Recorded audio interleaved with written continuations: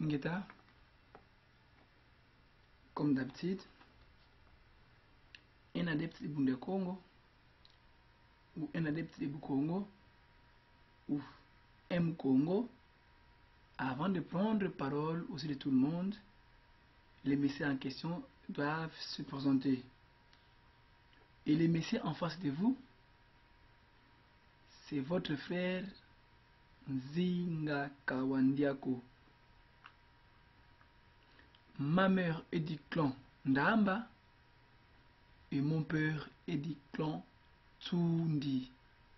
C'est pour cela, moi je suis le chef Ndamba et le fils de Tsundi. Mesdames et messieurs, Yengekieno. Donc, c'est une façon de se présenter pour que ceux qui me suivent puissent me savoir, qu'ils sachent qui parle devant eux. Après avoir se présenté, j'espère que vous êtes content ou vous êtes en connaissance de la personne qui vous parle. Il est de X ou Y. Alors, beaucoup vont se poser des questions. Aujourd'hui, le monsieur parlera quel sujet? Akolobela sujet nini? Nkia diambu kaneti? Nkiansa musika bovile? Et notre sujet d'aujourd'hui, c'est merveilleux. Ezaki Toko. Beaucoup nous disent, ou l'église coloniale nous disent que Jésus revient bientôt. Jésus revient bientôt. Et bientôt, qui signifie kalamingite. Et soki ozolamba biloko. Oyebisi yo mama ozolamba biloko. Oyebisi mobali na oke biloko kalamingite elingo bela elakisi nini? Papa, kosomba na yo nguba te, kosomba na yo lipa te, kosomba na yo quelque chose ya calmant, c'est parce que d'ici peu de temps, la nourriture sera prête.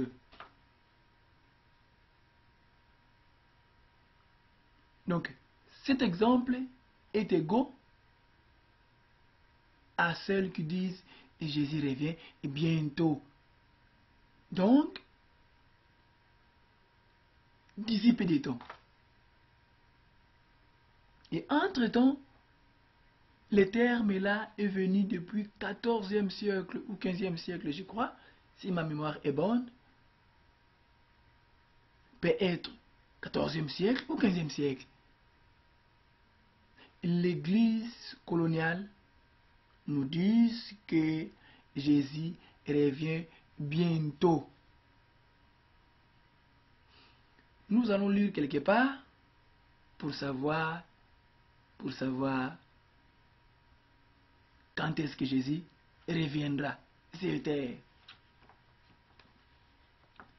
Un prophète s'élève en Israël, s'appelle Jésus-Christ. Il donne son message au bébé perdu de la maison d'Israël. Jésus meurt à l'an 3, l'Esprit de Christ descend sur ses adeptes et leur ordonne de diffuser son message au Moyen-Orient, de sauter l'Afrique et d'aller installer en Europe où ce message restera cantonné pendant plus de 1400 ans. Arrivé au XVe siècle, l'Occident va à la recherche des richesses du monde. Ainsi est-il venu envahir l'Afrique en y apportant sa religion en tant que religion du colonisateur et principal instrument de travail pour colonisation culturelle du monde négro-africain. Ainsi donc, au XVe siècle, l'envahisseur vient en Afrique et commence son travail de spoliation. Des prophètes et d'autres nationalistes s'élèvent et mobilisent le peuple pour combattre l'envahisseur.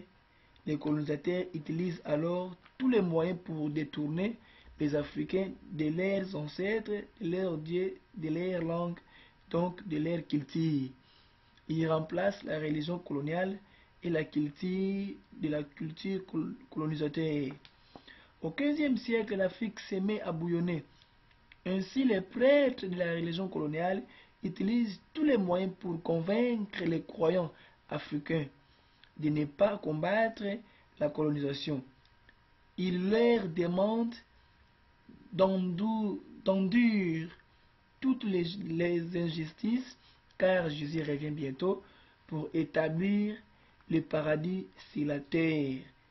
Les croyants africains acceptent, croisent les bras et se mettent à entendre et espérer en regardant de temps en temps au ciel pour voir si Jésus ne vient pas. Face à toutes les souffrances dues aux injustices des régimes coloniaux, on dit aux croyants africains que au temps de la fin, la vie sera très difficile. Jésus l'a déjà prophétisé. Nous sommes au temps de la fin. Heureux ceux qui pleurent, car ils seront consolés. Heureux les pauvres, car le royaume du ciel est à eux. Ainsi, on arrive au XVIIe siècle, puis au XVIIIe siècle, Jésus ne vient toujours pas. L'Afrique devient très pauvre car son sous-sol gorge de richesses colossales est passé sous contrôle de l'envahisseur qui devient très riche au détriment des Africains qu'on a réussi à endormir grâce à ces quelques versets bibliques. Au XIXe siècle, l'Afrique commence à s'agiter. L'église coloniale rend le rumeur que Jésus vient bientôt. L'Africain fidèle à l'église coloniale se met à entendre Jésus jusqu'en 1885. On leur apprend que les puissances coloniales se sont partagées l'Afrique à la conférence de Berlin.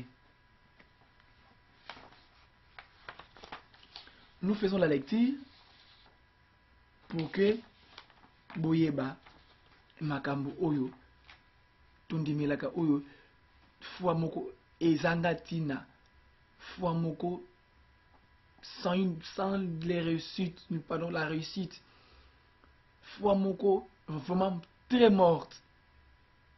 Alors lecture à lelo et kusuma biso toyeba makambo oyo croire est-ce que vous allez à solo puis vous allez le kuta. Vers les années 1950, lorsque l'Afrique s'était remise à s'agiter, l'Église coloniale dit aux croyants africains de faire attention pour ne pas perdre leurs âmes et aller en enfer éternel, car Jésus vient bientôt, très bientôt, pour établir les paradis sur terre. Sourds à tous ces baratins, les Africains éclairés sont entrés dans la lutte conformément au plan de Dieu pour restaurer de l'Afrique vers 1960 comme couronnement de leur effort béni par Dieu. L'Afrique est entrée dans l'ère de la première indépendance. Entre-temps, les croyants aliénés par l'opium de l'église coloniale continuaient d'entendre Jésus qui viendra en 1975. Et ils affirment avec force et arrogance que 1985 ne passera pas Jésus. Jésus-Christ sera là pour établir le paradis terrestre. Aujourd'hui,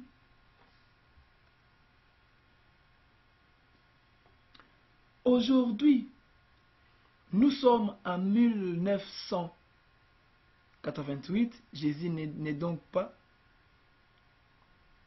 revenu. La date, c'est par rapport à l'écriture. Mais la parole magique, Jésus vient bientôt et raisonne toujours, continue à faire des victimes en Afrique. À quoi combattre? En 1971, les Portugais venaient de faire des massacres en Angola. En apprenant cette nouvelle, mon cœur était envahi par une colère d'une intensité cruelle.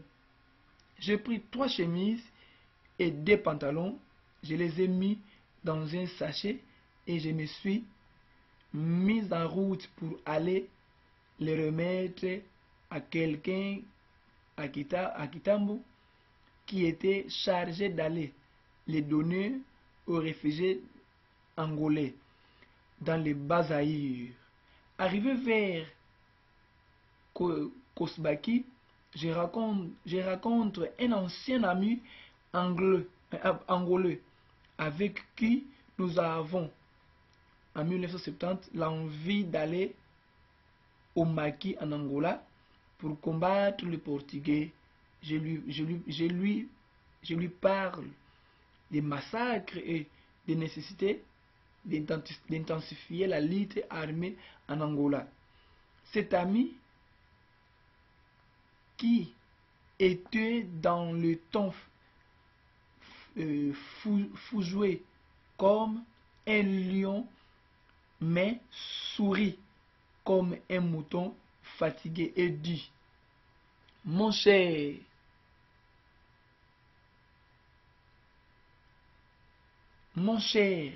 j'aime toujours l'Angola, mon pays, mais je trouve plus la nécessité d'aller combattre car Jésus vient bientôt. Je suis devenu proclamateur de la parole de Dieu et je sais que d'ici 1975, l'Angola n'aura pas le temps d'être indépendant, que Jésus sera déjà là pour restaurer le royaume de Dieu sur la terre. Alors, à quoi bon aller combattre? Je lui avais ouvertement dit que Jésus ne viendra pas en 1975. À cela, il rétorqua que je suis un modin. J'ai tenté de les raisonner, mais en vain. Il est fermement convaincu que 1975 ne passera pas, Jésus sera là. Arrivé en 1975, l'Angola obtient son indépendance, mais Jésus n'est pas venu aujourd'hui. Cet ami travaille en Angola, indépendant, où il occupe un poste important qu'il ne pouvait pas occuper sans l'indépendance de l'Angola. En 1974, pendant que j'étais professeur de chimie et de physique, ici, l'homme qui parle ici, par rapport à ce texte, c'est l'honorable Mondansemi. Mfou Mondansemi, né Mondansemi, qui parle ici. Pendant que j'étais professeur de chimie et de physique au collège adventiste, j'ai eu l'occasion de constater que beaucoup d'enfants des témoins de Jéhovah échouent à l'école par négligence.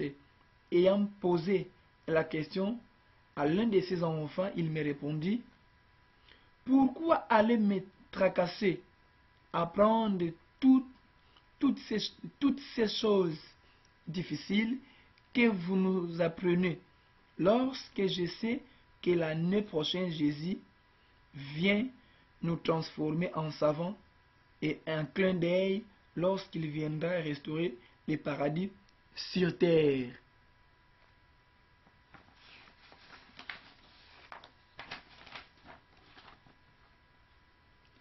J'ai tenté de raisonner cet enfant, mais en vain. Ils étaient des fanatiques fermement convaincus que 1975 ne passera pas, Jésus viendra. Ils ont finalement échoué à l'école malgré leur talent potentiel. L'année passée, 1987, j'ai rencontré un de ses anciens élèves à Mamayemo devenu chômeur. Cette fois, ce pauvre jeune homme me donnait raison et regrettait d'avoir négligé ses études à cause de Jésus qui n'a pas tenu sa promesse en 1975. Un certain témoin de Jéhovah avait une maison de fonds d'avance à Bandalungwa, Kinshasa. Arrivé en 1974, il s'est décidé de vendre cette maison. Disons, l'année prochaine, Jésus viendra pour restaurer le paradis terrestre. Tous les méchants seront tués. Nous autres témoins de Jéhovah serons les seuls survivants. Ainsi, toutes les belles villas de ma campagne seront pour nous. Ainsi, je préfère vendre ma maison et satisfaire mes besoins immédiats avec cet argent. Il n'y a que quelques mois que je louerai et Jésus sera déjà là. Nous avons tenté de le faire réfléchir, mais en vain tellement il était convaincu que 1975 ne passera pas. Après l'année 1975, le prix des loyers s'étant sérieusement compliqué à Kinshasa, le pauvre homme se mit à regretter sa maison, car Jésus qui devrait venir bientôt, il n'était pas venu.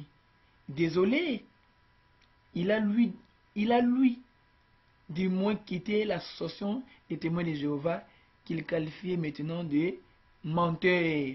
Pendant qu'en Afrique, les croyants fanatiques négligeaient leurs études, vendaient leurs maisons et ne voulaient plus s'engager dans la guerre de libération des nations, dans la guerre de libération nationale en Afrique du Sud, en Namibie, en Angola, en Australie, bref, dans le monde, l'Occident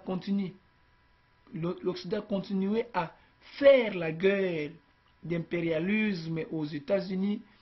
En cette année 1975, les témoins de Jéhovah les témoins de Jéhovah américains continuaient à amasser l'argent des ventes, des publications et à construire des buildings gigantesques à Brooklyn, New York. Kutudi Ufiona, Yazengi. Ceux qui nous ont amené la Bible continuent à massacrer nos frères noirs en Australie, en Afrique du Sud, en Namibie. Pendant qu'ils nous disent de prendre la Bible et même prennent le fusil. Pendant qu'ils nous prêchent l'amour des prochains et même font le racisme, l'apartheid et le terrorisme.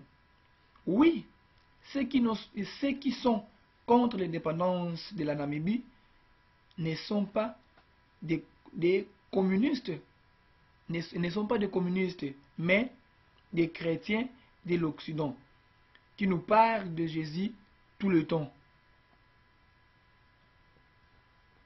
En Afrique du Sud, les chrétiens blancs font tout pour cacher aux noirs le secret de la fabrication des moteurs, des avions, des médicaments et tout ce qui donne la puissance à un peuple. Pendant qu'ils cachent tout cela, ils publient des millions de Bibles et de cours publics qu'ils distribuent aux Noirs. Réfléchissons un peu. Si le blanc savait que la Bible est capable de donner aux Noirs la force et la puissance qui va leur permettre de se libérer du joug colonial, croyez-vous que l'Occident, qui fait du racisme en Afrique du Sud, allait se permettre de donner ces cours publics aux Noirs?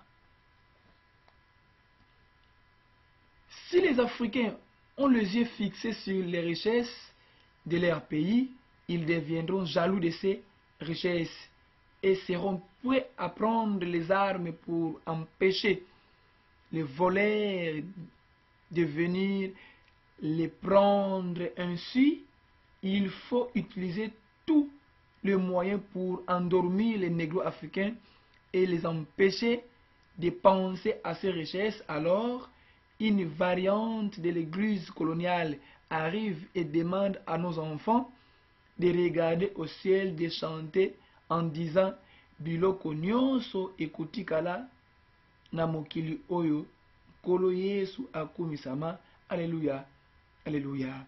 Toute chose restera sur terre. Seigneur Jésus soit loué. Alléluia, alléluia.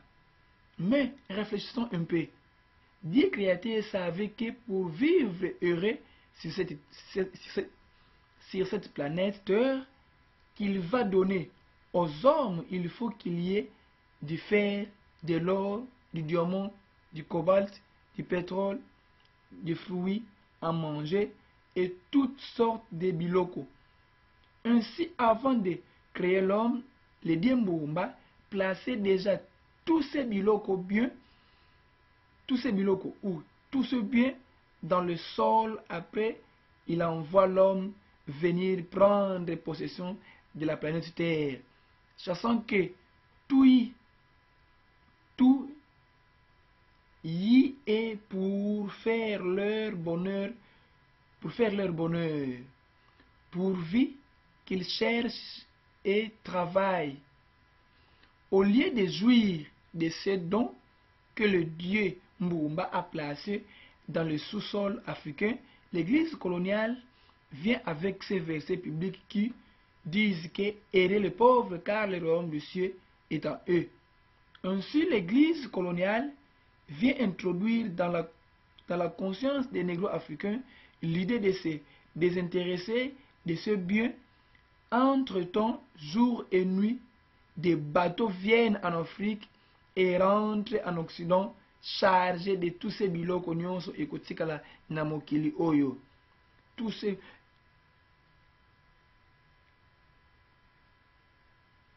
Entre-temps, jour et nuit, des bateaux viennent en Afrique et rentrent en Occident chargés de tous ces biens qui resteront sur cette terre.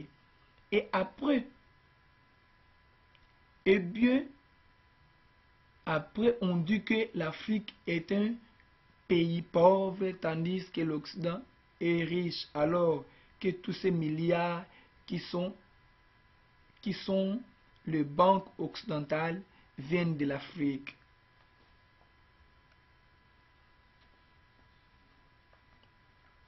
Au moment où l'on écrivait le Nouveau Testament, on disait que le disciple de Jésus n'allait pas encore finir d'évangéliser toute la ville de Samarie, que Jésus serait déjà de retour. Cela fait plus de 19 siècles déjà depuis que toutes les villes de Samarie sont évangélisées. Pourtant, les chrétiens continuent d'entendre les retours de Jésus. Je ne dis pas que Jésus ne viendra pas. Il reviendra si telle est la volonté de celui qui l'a envoyé. Car tout homme va et revient. La vraie question est celle de savoir si les chrétiens qui l'entendaient seront capables de les reconnaître quand il reviendra, car il pourra toujours venir de la manière la plus inattendue pour eux, pour venir faire son travail d'une façon différente de ce qu'ils pensent. Donc, tu simbi ba quelques points ou tu expliquer ba quelques points et ma songe ya Biblia oyo ba mimila biso. Biblia ezali arme moko boye colonisateur a utilisaki pour que ba pied Afrique. Alors, biso esengeli toyeba, esengeli to comprendre. Ce qui te sont comprendre était, tokozonga kasima. La Bible nous dit que biloko nyonso ya mukili ekotikala, et ce n'est plus important, cherchons le royaume du ciel. Et entre-temps, batuba memeli biso Bible, ceux qui nous ont mené la Bible, et même cherchent biloko nyonso ekotikala. Ils cherchent tous ces biens qu'ils disent que ce n'est plus important car ekotikala nango na mokili. Leur bateau de pakebola erekoya avec des maïs, avec du riz. Et en retour de ces paquebots, de ces grands bateaux, de ces grands navires-là, en retour, plein de quoi? De cobalt, de cuivre, des uranium, de pétrole, etc. Et ils nous ont dit que tout ça, c'est le plus important. Ce qui est important, c'est le royaume du ciel. Alors pourquoi eux-mêmes qu'ils ont amené la Bible, ils sont incapables de respecter leur Bible? Et cela signifie quoi? Et cela signifie quoi? Mes chers frères, faisons la lecture simple. Faisons la lecture simple. Vous allez comprendre qu'ils nous ont menti. Ce sont des menteurs.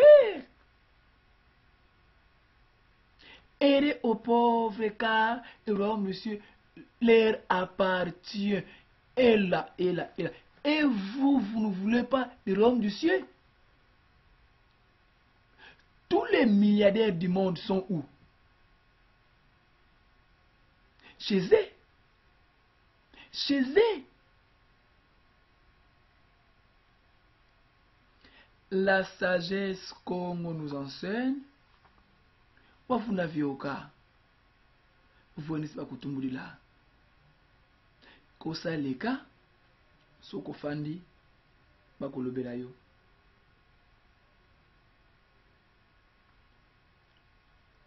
Lukuta, ezali kisita te.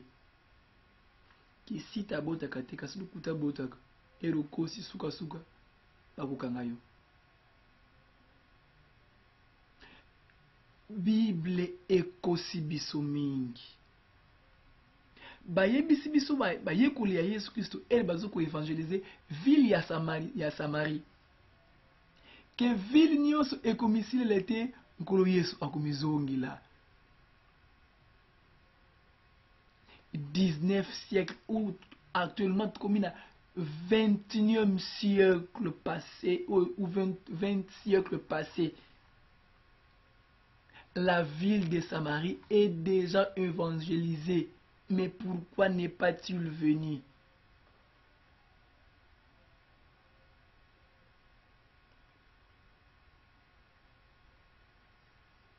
Ingeta.